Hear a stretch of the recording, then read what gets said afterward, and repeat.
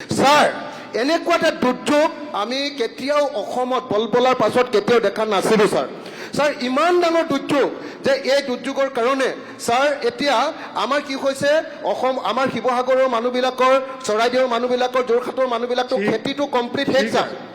দোকান পোহাৰ শিৱসাগৰ টাউনৰ ভিতৰত স্যাৰ এক কঁকাল পানী নদীৰ দৰে বৈ আছে স্যাৰ দোকান পোহাৰবিলাক স্যাৰ কমপ্লিট শেষ হৈ গ'ল ব্যৱসায়ী প্ৰতি স্যাৰ 2 মিনিট স্যাৰ স্যাৰ এইটো আলোচনা নকৰিলে স্যাৰ স্যাৰ এইটো আলোচনা নকৰিলে মই ভাবো যে সদন আদৰুৱা কৰি ৰ'ব স্যাৰ দুৰ্যোগ প্লাইটটো মই বানপানীটোৰ কথা কোৱা নাই স্যাৰ প্লাইটটো মানুহৰ যিটো দুৰ্দশা হৈছে স্যাৰ ব্যৱসায়ী প্ৰতিষ্ঠানবিলাক স্যাৰ মোক বিশ্বাসঘাতকতা নকৰিব হয় স্যাৰ আপুনি খন্তেকত আহি পেলাই মোক 2 মিনিটৰ কথা কৈছে যাৰ কাৰণে আপোনাক 2 মিনিট মই ক'ব দিলোঁ আৰু 2 মিনিট এটা 44 ছেকেণ্ড নাই জানো মই আৰু 2 মিনিট স্যাৰ মেইন কথা কিটা প্ৰব্লেম কিটা স্যাৰ আপোনাৰ কথা প্ৰব্লেম কিটা স্যাৰ কৈ উজনি অসমৰ বানপানীক সন্মান জনাই পেলাই আপোনাৰ 2 মিনিটৰ কথাটো মই ৰাখিছোঁ 2 মিনিট দিয়ক মোৰ হাত জোৰ কৰি স্যাৰ অনুৰোধ জনাইছো আপুনি বিশ্বাসঘাতক হিচাপে আপুনি বিশ্বাসঘাতক স্যাৰ মানুহৰ সমস্যাৰ হাত জোৰ কৰি মই অনুৰোধ জনাইছো কাৰণ মই আপোনাক সুবিধা দিয়াৰ মই সকলো বিধায়কক অনুৰোধ জনাইছো মই হাত জোৰ কৰি স্যাৰ অনুৰোধ জনাইছো স্যাৰ স্যাৰ মই হাত জোৰ কৰি অনুৰোধ জনাইছো মোক 2 মিনিট সময় দিয়ক আৰু স্যাৰ 2 মিনিট হাত জোৰ কৰি স্যাৰ 2 মিনিট হাত জোৰ কৰি সভাস্থগিত প্ৰস্তাৱ আনিছিলে সেই প্ৰস্তাৱটো মই আজি অগ্ৰাহ্য কৰিছোঁ প্লিজ মই হাত জোৰ কৰি অনুৰোধ জনাইছো প্ৰস্তাৱৰ সপক্ষে জীৱনত ক'ব দিয়াৰ বাবে মই আপোনাক ধন্যবাদ জনাইছো প্লিজ গগৈ প্লিজ গগৈ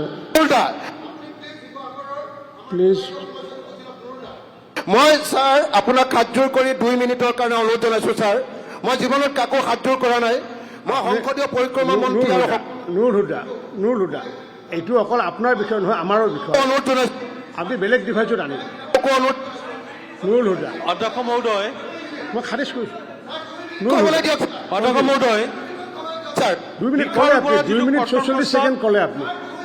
তাৰে 2 মিনিট 44 ছেকেণ্ড ক'লে আপুনি নুৰ হুদা কণ্টিনিউ অধ্যক্ষ মহোদয় আমি কালি এইটো প্ৰতিবাদ কৰিছোঁ কালি পাৰ্লামেণ্ট এফেয়াৰ্ছ মিনিষ্টাৰে কালি দিছে গতিকে কালি আলোচনা হৈ গৈছে মই মাননীয় অধ্যক্ষ মহোদয়ৰ কথাটো শুনিম হুদা আৰম্ভ মাননীয় অধ্যক্ষ মহোদয়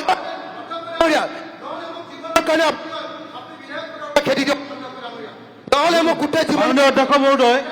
শিক্ষা বিভাগৰ প্ৰস্তাৱত মোক ক'ব দিয়াৰ বাবে মই আপোনাক ধন্যবাদ জনাইছোঁ আপুনি এটা মীমাংসা দিয়ক স্যাৰ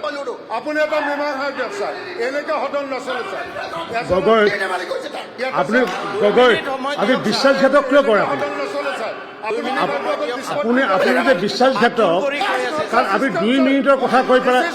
তেওঁক এক্সপেল কৰি দিয়া হ'ল আজি দিনটোৰ কাৰণে এক্সপেল কৰা হ'ল সদনৰ যি কাম কাজৰ কাৰণে তেওঁ দিনটোৰ কাৰণে ইয়াতে এক্সপেল কৰা